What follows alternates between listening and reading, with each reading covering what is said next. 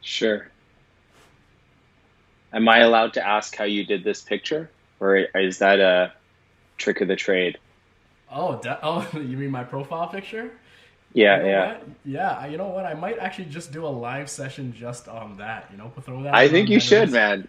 because you Yeah, can it's do that. super You can cool. anyone can do this. This was done in the comfort of my home with a mattress on the floor. So Okay, nice. definitely something anyone can do. All right, we are live. Let me just turn off that microphone. Thank you guys for joining us. Again, Gadget here with our Henry's live sessions every weeknight, 6 o'clock, and we're bringing people from different businesses, different sort of creative worlds, if you want to put it that way. And tonight is no different. We have someone special here. Muraly, thank you for joining me. Thank you for taking the time. How are you doing with all things considered? Thank you, brother. I appreciate it. Doing okay. Yeah, doing okay. There's a lot of, it's a very crazy time, of course. It's a scary time, and there's also a time for for reflection. There's a time for creativity, as I know we're going to dive into opportunity, and it's really, I think.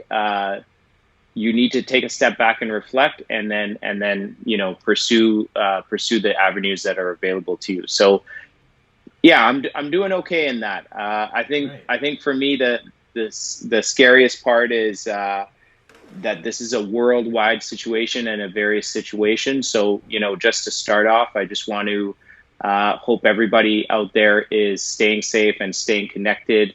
I know we're doing social distancing, but staying connected with their loved ones in whatever way they can.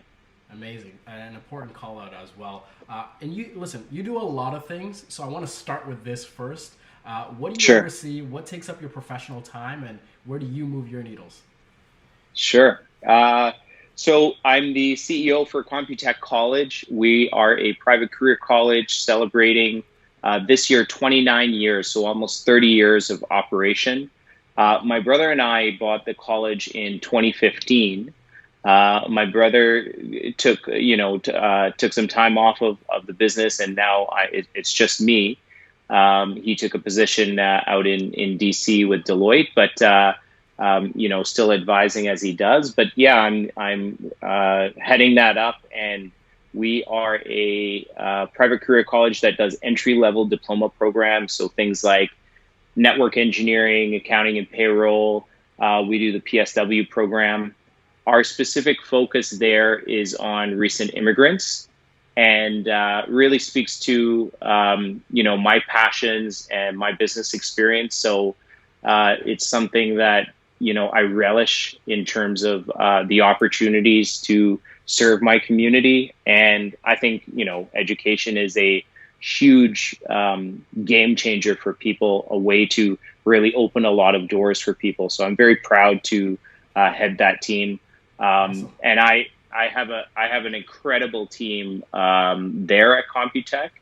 But I also do. I'm involved in the nonprofit space. I'm a director at Comduit, which again is related to education and specifically knowledge transfer. Um, and we're a organization that focuses on volunteering, and sending people from the diaspora back home. In this case, specifically back home to Sri Lanka. And I run a creative agency. We have a family foundation.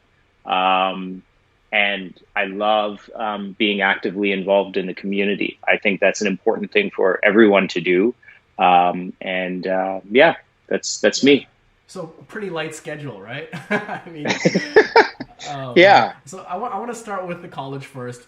Like any business in Canada right now, you guys obviously have to pivot and navigate this space, right? Whether you're a makeup artist, a photographer, videographer, every business has to kind of step back, look at the landscape, and make some important decisions. So what did you do with your college right now, and how did you react to sort of the news and the oncoming of news as you navigate forward? sure.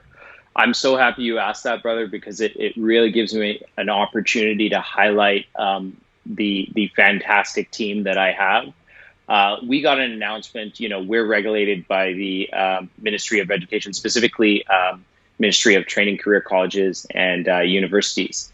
And, we got to notice, you kind of see what's happening. And especially as an entrepreneur, you got to keep a pulse on what's happening. I mean, everywhere. You never know what's going to happen. But we got a notice from the superintendent and who said, you guys need to let us know what your alternative measures are during this time, because we have to implement social distancing and, the number of students that are at the college. Obviously, you can't have those kinds of populations in one venue. So within 2.5 days, our entire team got together, and I'm talking about administration, instructors, students, and we did just a massive training session on how they're going to cope and manage being online. So we shifted the entire student population online. And, for some people that are in the university kind of community college space, that seems like a no-brainer for some people, but our market isn't that. We specifically focused on recent immigrants, 35, 45 in terms of age demographics. 75% of our student base are women, highly educated, great work experience overseas, and then looking to adjust into the Canadian workforce, right? But these are people that some of them are refugees. Some of them are starting, they're recent immigrants. So some of them are starting from ground zero, sometimes, in the minus. So there's questions of accessibility. Do they have laptops? Do they have cell phones? We had a lady, she just came to Canada recently and she didn't have her cell phone set up or anything. There's also cultural challenges, I would say, where the males would have the passwords, emails of everything of that female, and we'd have to help them navigate through that. So really unique, a really unique experience during this time, but everybody came together, and it's in these moments of crisis that you either get defeated, pushed down, or you step up and you take on that challenge. And the fact that, as a leader, as a CEO, I can, shout and try to be as inspiring as I want to. But at the end of the day, it's my team that implements that strategy. They have to believe in me. They have to conceive, they can conceive that this is a reality, and then we execute, right? Then we achieve. And I'm not ashamed to say, like, I cried that day on the third. It was 2.5 days. So on that third day, I came back in the garage, and we had got the permission from the superintendent that yes, yes, you're approved to go online. And my team didn't know this, but a day before that, they didn't approve it first. They were like, no, we need this checked off, and then the next day we got it. And I was just like, we have a team of, our staff right now is about almost 50 people. And we have students. When we bought the college was doing about 50 students a year. Last year we did 600. And on campus right now, we have about 300, 350 on site in terms of active students, right? So just doing that is a tremendous feat, but just going through all of those challenges, and on 2.5 days, we had 90% of the students there. We still had a few that, we had to get on board, but man, the fact that the team came together like that was amazing. And why I cried is because, look, and this is, for those people that are entrepreneurs, creatives, whatever, even if you're in a work environment and you're working on a project, sometimes you have an idea. Right when my brother and I bought the college, we had, Google Classroom was there. We had all these ideas of things that we wanted to implement, but our community, our customers, our team wasn't ready for that, right? So I don't know if you know this, but I used to be a competitive swimmer, and my coach used to tell me, sometimes you got to take two steps back before you can move forward, right? And that's what it was. We had to backtrack, really understand who our team, our demographics were, and set things up step by step. So 5 years now, 5 years later, I'm sitting in the garage looking at this approval, and I never would have thought when we bought the college that we would have been able to implement this in 2.5 days. So Wow. it was just amazing, and the tears started rolling. So yeah, That's amazing. I yeah, totally empathize with that story, right? And we mentioned it on previous streams before, but I'll say it again to you. But they say think outside the box, but sometimes the box, the restrictions that are imposed, the conditions around you, they allow for some creative solutions and innovation to happen. So it really sounds yes, like you guys struck while the hammer was hot and figured something amazing. And it's great to your college as well. I got to ask you, for yes. those, and especially to the other entrepreneurs, they might kind of relate to this. What is the self-talk in your head as you're trying to navigate this? Because the first response is emotional. You're very reactionary. The adrenaline might pump up, and you're like, all right, how am I going to survive? Then you kind of calm down, and then you kind of get ready, and there's self-talk happening. So what are you talking to Sure. yourself in your mind as you lay the groundwork to navigate through this situation? I have an unfair advantage. I have an unfair advantage is in that my father, all these things that we're seeing in terms of entrepreneur and all these trends of positive thinking, etc.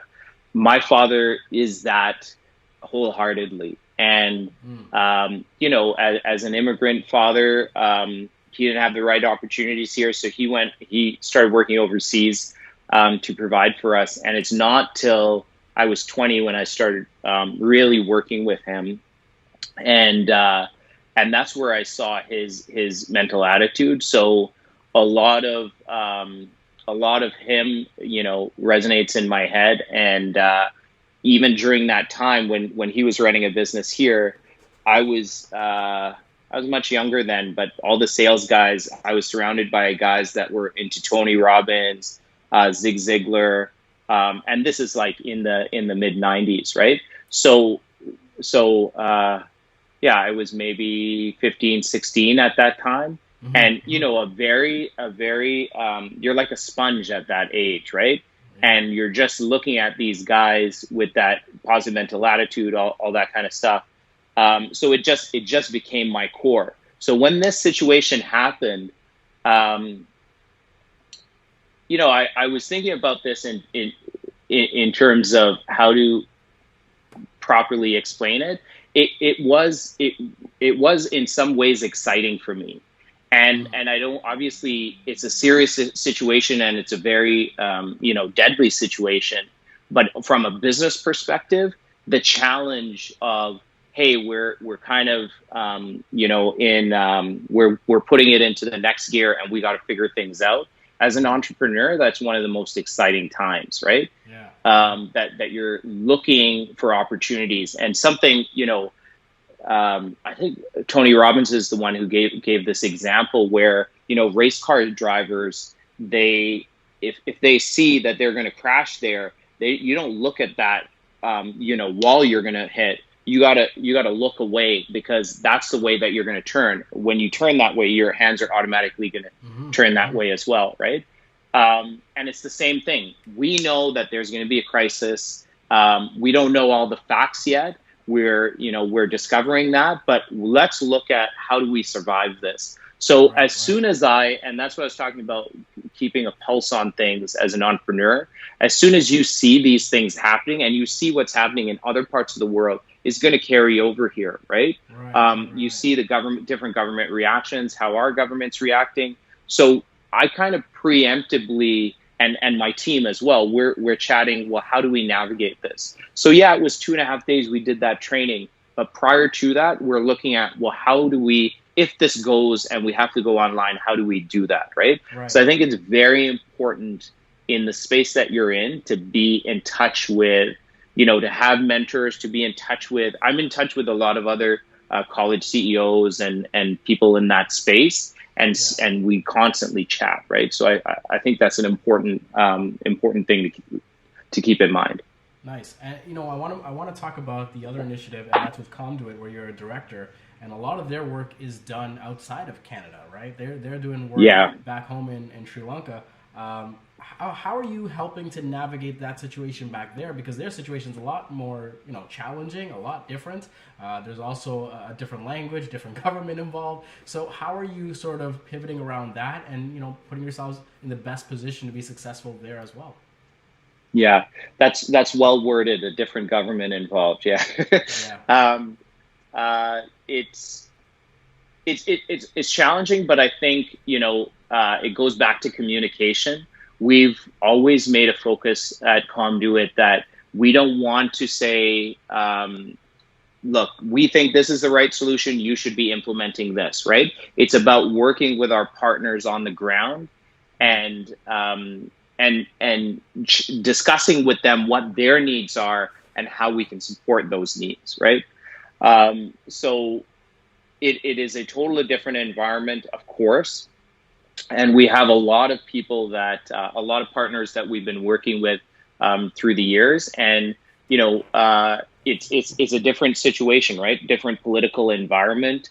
So we have to be careful in terms of, how we tread. We're a non-political organization. We just focus on the volunteers, but there are, legitimate risks for our volunteers. So we have to decide, are we going to send more people back or not?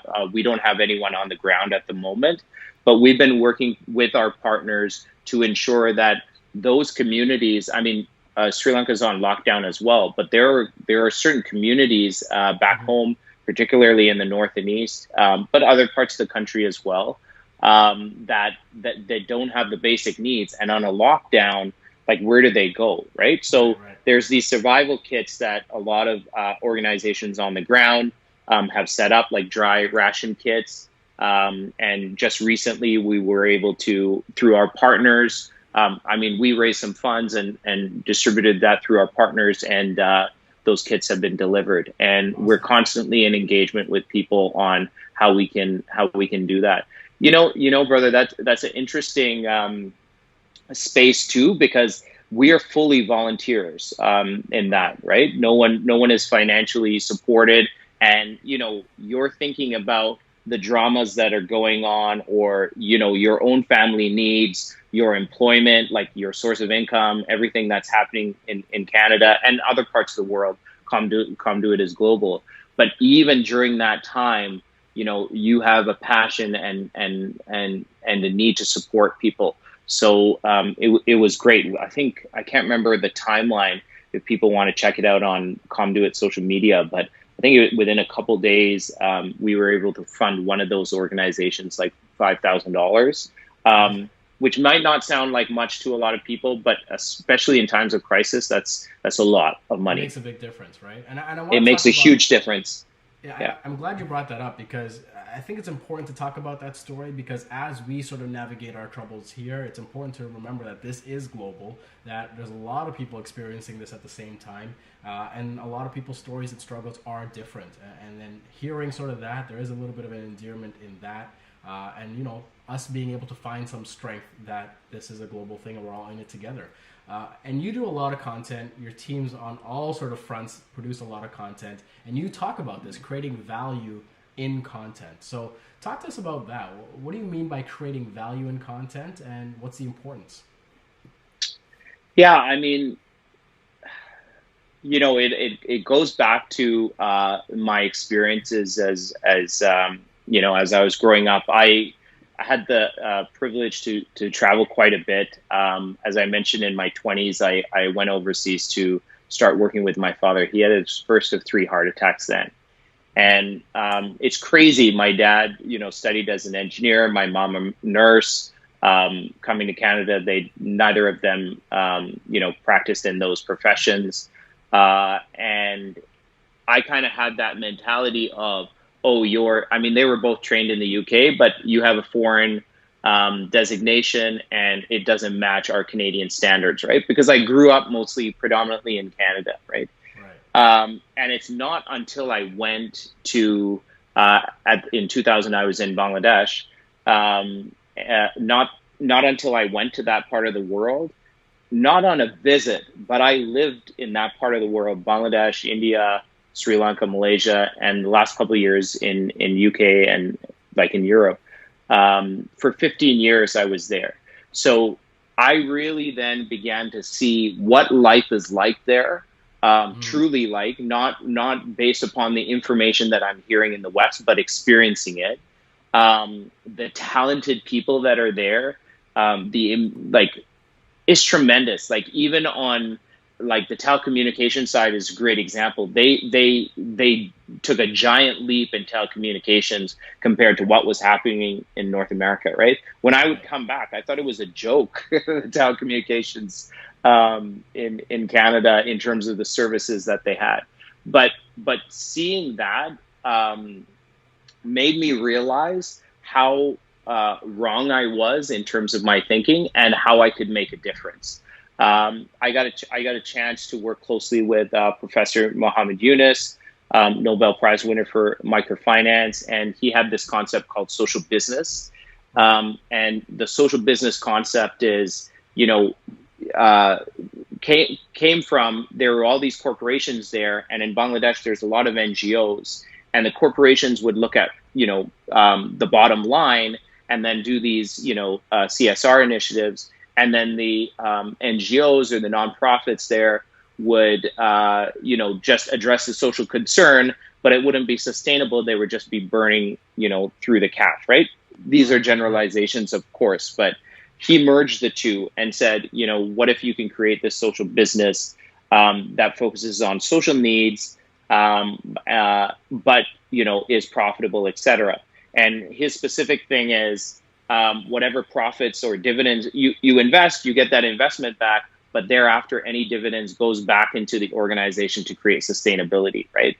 Wow. And a couple of friends and I, we started this social business, two of them actually, and I did an art exhibition for some of the rickshaw art that we did in, I think that was 2013 or 2014 in Toronto, which was great. It was great to have that. But going back to your point, that really cemented my thoughts of you could do any kind of business, but why not do something that focuses on helping people, right? And not to take away from the other businesses. I mean, I think it's nice to, I don't know, you can twist it in different ways, and there are other organizations that support in their different ways, for sure. But for me, through my experiences being the son of immigrants, like, I wanted to give back, and I like making money. I like business. So this was a great way to merge the two, right? In terms of the social media content or any other content that I'm putting out, yeah. It just stems from that, right? Like, I think, during that situation with Cambridge Analytica, it really highlighted the power of the internet, of digital marketing, of all that content that goes out there. And that still continues, right? So can I get behind something where it's a positive message, right? Mm-hmm. And especially during this crisis, this global crisis that we're going through, there's a lot of information of, you don't know what's real, you don't know what's fake. I mean, that's the reality of today's world. But there's also a lot of scare tactics, right? Scare tactics, and then they're introducing this product to sell. But there needs to be positivity. Like, somebody joked with me the other day, there's going to be a lot of babies and there's going to be a lot of divorces, right? And yeah, which is crazy, but why does it have to be divorces, right? Like, sure, there are situations where people are not with the right partners. I get that, and you don't want to be in abusive relationships, for sure. So I don't want to take away from that point. But sometimes it's just about communication, right? Like, jokingly, my brother and sister and we're like, forget COVID. Like, my mom and dad being together in the same home for that much time. Like, how is that? How are they going to survive that, right? But it's true. Like, we're now in a place where we kept saying, I kept saying this, if I had more time, I would do this and this with, Sophia and Leonardo, my kids. Now I have the time. Am I doing that? Or am I thinking about, oh man, if I had more time, I could do this with the business, right? Yeah, yeah. God, the universe, whatever it is, has given us this opportunity. That's why I'm saying at the start, we got to reflect. We really got to think about what are the steps we want to take, Yeah. make a plan, and execute. And So I let me think this jump is in a, there. I gotta yeah. ask you then. You're doing all these things. You also, on top of all that, a husband and a father. So what is your strategy around work-life balance and managing your time? What are some pointers, some tips you can give us that you found to work for you? I thought you were going to give me the tips, brother, on this call. Hey, listen.